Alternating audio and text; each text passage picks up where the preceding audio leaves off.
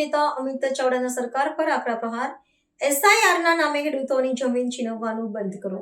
ગુજરાત વિધાનસભાના વિપક્ષી નેતા અમિત ચાવડાએ પત્રકાર પરિષદને સંબોધતા રાજ્ય સરકારની વિશેષ રોકાણ ક્ષેત્રની નીતિ સામે ગંભીર સવાલો ઉઠાવ્યા હતા. તેમણે આક્ષેપ કર્યો હતો કે રાજ્યમાં સ્થાપિત કરવામાં આવેલા વિવિધ રોકાણ ક્ષેત્રોના નામે ખેડૂતોની કિંમતી જમીનો છીનવી લેવામાં આવી રહી છે, પરંતુ તેના બદલામાં સ્થાનિક યુવાનોને રોજગાર કે ખેડૂતોને યોગ્ય વળતર મળતું નથી. અમિત ચાવડાએ ધોલેરા અને અન્ય વિસ્તારોના ઉદાહરણ આપતા જણાવ્યું હતું કે વિકાસના મોટા દાવાઓ વચ્ચે જમીન ગુમાવનારા પરિવારો આજે પાયમાલ થઈ રહ્યા છે. પત્રકાર પરિષદ દરમિયાન તેમણે વધુમાં જણાવ્યું હતું કે વિશેષ રોકાણ ક્ષેત્રના કાયદાનો દુરુપયોગ કરીને ઉદ્યોગપતિઓને ફાયદો પહોંચાડવા માટે પ્રશાસન દ્વારા ખેડૂતો પર દબાણ લાવવામાં આવી રહ્યું છે. તેમણે પ્રશ્ન કર્યો હતો કે વર્ષો અગાઉ જાહેર કરાયેલા ક્ષેત્રોમાં હજુ સુધી કેટલા સ્થાનિક લોકોને કાયમી રોજગારી મળી રહી છે અને કેટલી જમીનો વણવપરાયેલી પડી રહી છે. વિપક્ષી નેતાએ આક્ષેપ કર્યો હતો કે સરકાર માત્ર આંકડાકીય માયાજાળ રચી રહી છે, જ્યારે વાસ્તવિકતા ગ્રામીણ અર્થતંત્રને મોટું નુકસાન પહોંચાડવામાં આવી રહ્યું છે. આક્રમક વલણ અપનાવતા અમિત ચાવડાએ જાહેરાત કરી હતી કે જો સરકાર ખેડૂતોના હિતમાં નીતિમાં સુધારો નહીં કરે તો આગામી દિવસોમાં કોંગ્રેસ પક્ષ દ્વારા રાજ્યવ્યાપી આંદોલન છેડવામાં આવશે. તેમણે અસરગ્રસ્ત ખેડૂતોને સંગઠિત થઈને પોતાના હક માટે લડવા હાકલ કરી હતી. આ પ્રેસ કોન્ફરન્સ બાદ રાજ્યમાં જમીન સંપાદન અને ઔદ્યોગિક નીતિ મુદ્દે ફરી એકવાર રાજકીય ગરમાવો જોવા મળી રહ્યો છે અને સરકાર તરફથી આ આક્ષેપોના વળતા જવાબની રાહ જોવામાં આવી રહી છે. અમારી સાથે ઉપસ્થિત પ્રદેશ કોંગ્રેસ સમિતિના પૂર્વ પ્રમુખ આદરણીય જગદીશભાઈ ઠાકોર,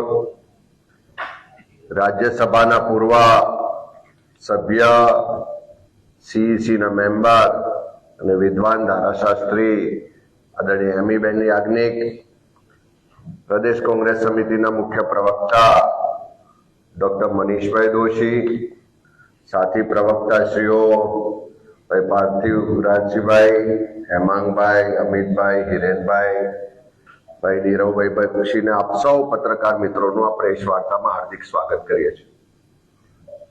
ભારત દેશમાં વર્ષો સુધી અંગ્રેજોનું શાસન રહ્યું અને અંગ્રેજોની ગુલામીના દિવસોમાંથી આ દેશને આઝાદ કરવા માટે સેંકડો સ્વાતંત્ર્ય સેનાનીઓ, વીરોએ પોતાનું સર્વસ્વ બલિદાન કરીને ખૂબ લાંબી આઝાદીની લડાઈ લડીને આપણને સૌને આ મામૂલી આઝાદી અપાવી. આઝાદ ભારતમાં દેશના બંધારણે આપણને સૌને અધિકારો આપ્યા અને એમાં પણ મતનો અધિકાર આપ્યો.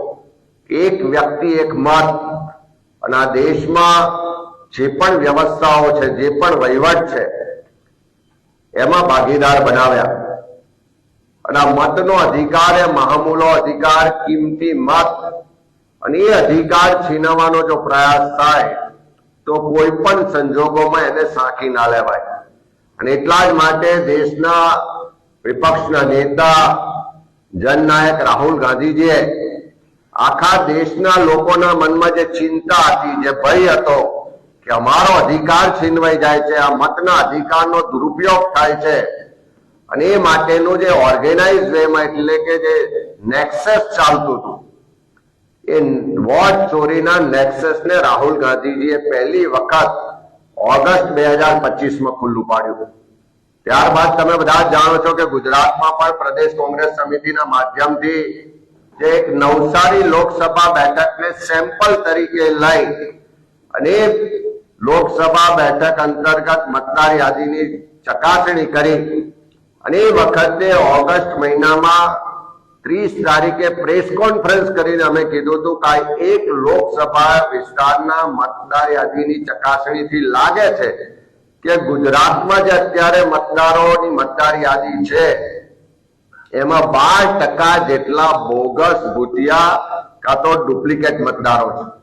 એ વખતે સરકારમાં બેઠેલા લોકો, ચૂંટણી પંચના અધિકારીઓ એમ કહેતા હતા તો રાજકીય આક્ષેપ કરે છે, પણ જે રીતે એસઆઈઆર મતદાર યાદીની સઘન સુધારણા ઝુંબેશની શરૂઆત કરવામાં આવી અને એમાં ગુજરાતમાં પણ નવેમ્બર 2025 થી આની શરૂઆત થઈ અને ચૂંટણી પંચ, સરકારી તંત્રએ ખૂબ ઢોલ વગાડીને કીધું કે હવે મતદાર યાદીને અમે અણી શુદ્ધ બનાવી દઈશું, એક પણ ખોટો મતદાર નહીં હોય, કોઈનો પણ મતનો અધિકાર નહીં છીનવાય. અમે ઘરે ઘરે જઈને ડોર ટુ ડોર જઈ અને એની ચકાસણી કરી છે, માહિતી મેળવી છે અને એ આખી પ્રક્રિયા કરવામાં જે BLO એટલે કે બૂથ લેવલ ઓફિસર ની જવાબદારી નિભાવતા હતા, હું એવા બધા જ BLO નો અભિનંદન આપીશ કે દિવસ રાત જોયા સિવાય ઘરબાર છોડીને આ લોકશાહી બચાવવા માટે, લોકોના મતના અધિકારની રક્ષા માટે એમણે SIR ની પ્રક્રિયામાં મહેનત કરી. અને આપણે બધાએ જોયું કે દુઃખ સાથે કહેવું પડે કે કોડીનારના એક BLO એને સુસાઇડ નોટમાં લખ્યું કે આ પ્રક્રિયામાં જે અમને સરકારી તંત્ર અને સરકાર દ્વારા, ચૂંટણી પંચ દ્વારા જે માનસિક ત્રાસ આપવામાં આવે છે એને કારણે હું મારી જિંદગી ટૂંકાવું છું, એને આત્મહત્યા કરી. 4-5 જેટલા BLO ને કામના ભારણને કારણે હાર્ટ એટેક આવ્યો ને એમના પણ મૃત્યુ થયા. ત્યારે ચૂંટણી પંચ કહે છે કે અમે આટલી બધી પ્રક્રિયા, આટલા બધા BLO ની મહેનત પછી ફૂલ પ્રૂફ મતદાર યાદી બનાવી.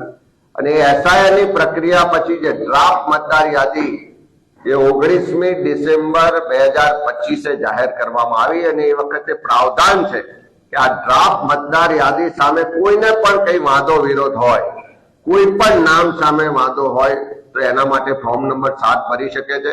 કોઈના નામ ઉમેરવાના રહી ગયા હોય, નવા મતદારો હોય તો એના માટે ફોર્મ નંબર 6 ભરી શકે છે. ક્યાંક નામમાં, સરનામામાં કોઈ માહિતીમાં સુધારો કરવો હોય તો એના માટે ફોર્મ નંબર 8 ને અન્ય વ્યવસ્થાઓ કરવામાં આવી. અને જે રીતે આ વાંધા અને ફોર્મ ભરવાની ડેડલાઇન નક્કી થઈ હતી 18મી જાન્યુઆરી 2026, 15 જાન્યુઆરી સુધી અમે આંકડા લીધા તો દરેક જિલ્લામાં ફોર્મ નંબર 7 એટલે કે ડ્રાફ્ટ મતદાર યાદીમાં જેનું નામ હોય એની સામે કોઈને પણ વાંધો હોય તો એ અરજદાર પૂરતા પુરાવા સાથે પ્રિસ્ક્રાઇબ એનું જે ફોર્મેટ છે, ફોર્મ નંબર 7 છે, એમાં વિગતો સાથે વાંધો આપી શકે. 15મી જાન્યુઆરી સુધી નહીવત પ્રમાણમાં ફોર્મ નંબર 7 આખા ગુજરાતના દરેક વિધાનસભા, દરેક જિલ્લામાં આવ્યા હતા. અચાનક માહિતી મળે છે કે એક સંગઠિત રીતે કાવતરું ઘડાય છે, ષડયંત્રના ભાગ સ્વરૂપે ચોક્કસ રાજકીય પાર્ટીના આગેવાનો, કાર્યકરોની ભાગીદારીથી અચાનક 16 જાન્યુઆરીથી શરૂ થાય છે કે જથ્થાબંધ રીતે ફોર્મ નંબર 7 ભરાઈને ત્યાં ચૂંટણી અધિકારીની કચેરીમાં જમા થાય છે. નિયમ તો એવો છે SIR ની ગાઈડલાઈન મુજબ કે કોઈ પણ રાજકીય પક્ષનો BLA હોય તો એક દિવસમાં 10 ફોર્મ ભરી શકે અને વધુમાં વધુ 30 ફોર્મ ભરી શકે. પણ કેટલાક નિયમોની, કેટલાક પરિપત્રો કે માર્ગદર્શિકાના બહાના હેઠળ ઓર્ગેનાઇઝ વેમાં એક સાથે હજારોની સંખ્યામાં ફોર્મ ની આવક 16 તારીખે, 17 તારીખે, 18 તારીખે અચાનક બધે થાય છે. અને દરેક કચેરીમાં CCTV કેમેરા છે. એ CCTV કેમેરાના ફૂટેજ જોઈએ તો પુરાવા પણ ઉપલબ્ધ છે કે કઈ તારીખે, કેટલા વાગે કયો વ્યક્તિ કેટલી સંખ્યામાં ફોર્મો લઈને આપવા કચેરીમાં આવ્યો છે. એટલે હજારોની સંખ્યામાં ફોર્મ જે ડેડલાઇન 18 જાન્યુઆરી છે એમાં 16, 17 ને 18 તારીખે આવે છે. અમે 17 જાન્યુઆરીએ રાજ્યના મુખ્ય ચૂંટણી અધિકારીશ્રીને લેખિતમાં કાગળ મોકલ્યો કે આ રીતે ઓર્ગેનાઇઝ વેમાં આ કાવતરા સાથે લોકોના નામ કમી કરવા માટેનો પ્રયત્ન થાય છે. આ કાગળ અમે 17 તારીખે ચૂંટણી કમિશનરને મોકલ્યો અને એમાં સ્પષ્ટ કીધું છે કે કોઈ પણ જાતના પુરાવા વગર, કોઈ પણ જાતની માહિતી કાં તો એના જે નોર્મ્સ છે એના વગર રાજકીય પાર્ટીના આગેવાનો, કાર્યકરો આ ફોર્મ ભરાવે છે. અને કેટલાક અધિકારીઓ પણ એમાં સંડોવાયેલા છે. એ પણ કોઈ ચકાસણી વગર, કોઈ પણ જાતની રોકટોક વગર એ ફોર્મનો સ્વીકાર કરે છે અને અચાનક હજારોની સંખ્યામાં ગુજરાતમાં ફોર્મ નંબર 7 ભરાય છે. અમે જે માહિતી માંગી કે ભાઈ તમે માહિતી આપો કે કયા બૂથમાં, કઈ વિધાનસભામાં કેટલા ફોર્મ ભરાયા. આ 17 તારીખનો લેટર છે. આજ દિન સુધી ચૂંટણી પંચ એની માહિતી આપતા નથી. એટલે ચૂંટણી પંચ પણ આ જે વોટ ચોરીનું ષડયંત્ર છે એમાં ડાયરેક્ટ, ઇનડાયરેક્ટ રીતે જોડાયેલું છે. અમે એમાં સ્પષ્ટ કીધું છે કે એક વ્યક્તિ 100, 200, 500 ફોર્મ ભરીને આપે છે અને એ ફોર્મમાં એક જ વ્યક્તિની સહી છે અને એ વ્યક્તિ ત્યાં રૂબરૂ ફોર્મ આપવા પણ નથી આવતો.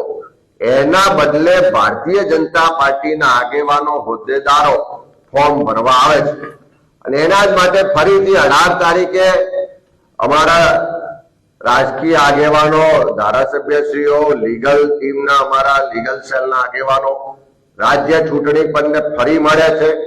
કાયદાની જોગવાઈઓ સાથે, બધી જ વિગતો સાથે રજૂઆત કરે છે કે આ ખોટું થઈ રહ્યું છે, આને અટકાવો, ખોટું કરવા વાળા સામે પગલા લો, અમને માહિતી આપો. પણ કોઈ માહિતી નથી રાજકીય પક્ષોને આપવામાં આવતી, નથી પબ્લિક ડોમેન પર મૂકવામાં આવતી. અને એના કારણે થયું શું કે 18 તારીખ સુધીના આંકડા મેળવ્યા તો લગભગ આખા ગુજરાતમાં 10 લાખ કરતા વધારે ફોર્મ નંબર 7 ભરાઈને આજે એમની પાસે જમા થયા છે. હવે આ ફોર્મ નંબર 7 કેટલીક જગ્યાએ જે ફરિયાદો મળી, BLO પાસે ચકાસણી માટે, એમના અભિપ્રાયો માટે મોકલ્યા. તો એક દાખલો આપું છું કે કચ્છ જિલ્લાના અંજાર તાલુકાના ભાગ નંબર 253 ના BLO છે મેહુલભાઈ દવે. એમણે એમના ચૂંટણી અધિકારી, જે પ્રાંત અધિકારી છે, એને લેખિતમાં આપ્યું કે મારા બૂથ નંબર ભાગ નંબર 253 ના 88 જેટલા ફોર્મ નંબર 7 આવ્યા છે અને આ 88 જેટલા ફોર્મ બારોબાર આપની કચેરીમાં જમા કરાવવામાં આવ્યા છે. એટલે કે પ્રાંત અધિકારીને ત્યાં કોઈ બારોબાર આપી ગયું. 9 જેટલા વ્યક્તિઓએ વાંધો લીધો છે. 9 માંથી 8 વ્યક્તિઓએ 10-10 મતદારો સામે વાંધો લીધો છે અને એક વ્યક્તિએ 8 મતદારો સામે વાંધો લીધો છે. અને એમણે કીધું કે આ બધા જ મતદારોની ચકાસણી કરતા બધા જ સાચા મતદારો છે, એક પણ ખોટો મતદાર છે નહીં. એના કહેવા મુજબ જે ફોર્મમાં વિગતો આપવામાં આવી છે કે જે અરજદાર હોય એનો ચૂંટણી કાર્ડ નંબર લખવામાં આવ્યો છે, તો 9 અરજદારો પૈકી ફક્ત 3 અરજદારોના ચૂંટણી કાર્ડ નંબર એટલે એપિક નંબર ઓનલાઈન ચકાસતા સાચા મળ્યા છે. 6 અરજદારોના એપિક નંબર ખોટા છે. એમાં મોબાઈલ નંબર લખવામાં આવ્યો છે. એને લખ્યું છે કે 9 અરજદારો પૈકીના 3 વ્યક્તિઓના મોબાઈલ નંબર કાર્યરત છે, બાકીના 6 વ્યક્તિઓના મોબાઈલ નંબર પણ ખોટા અથવા ચાલુ નથી.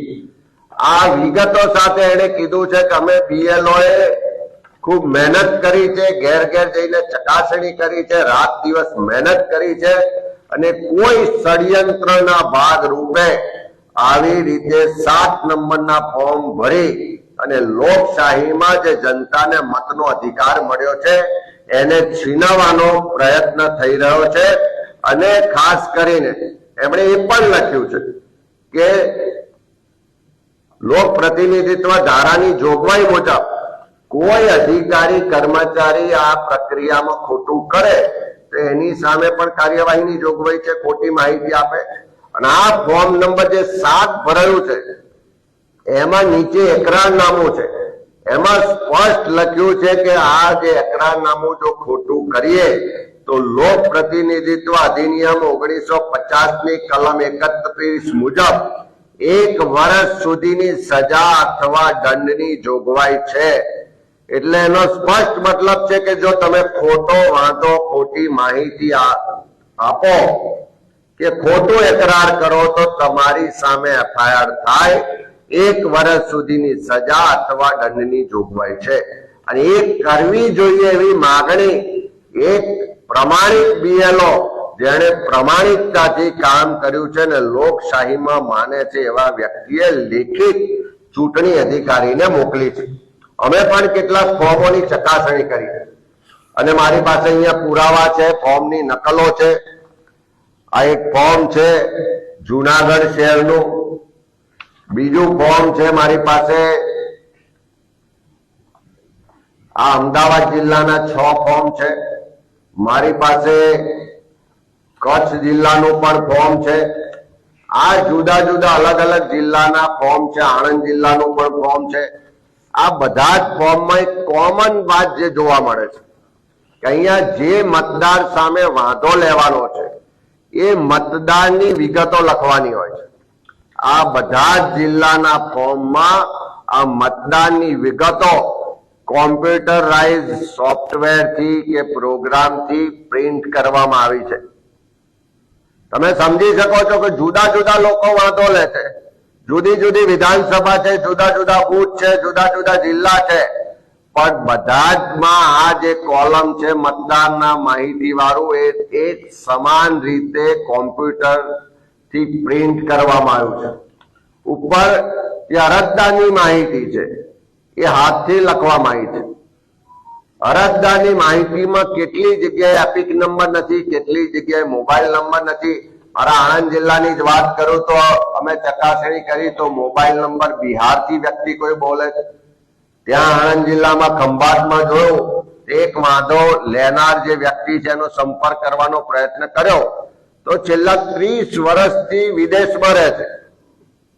2018માં છેલ્લે ભારતમાં આવ્યા હતા, પછી આવ્યા નથી. એવા વ્યક્તિના નામ એપિક નંબરનો ઉપયોગ કરીને વાંધો લેવામાં આવ્યો છે.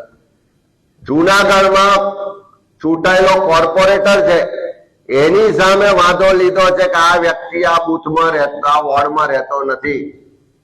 ખંભાતમાં એક કોર્પોરેટર છે એના મધરના નામે એટલે એમની માતૃશ્રીના નામે વાંધો લીધો અને એનું કારણ બતાવ્યું કે આ વ્યક્તિ જીવિત નથી. જે વ્યક્તિ હયાત છે એને પણ મૃત બતાવીને વાંધો લેવામાં આવ્યો છે.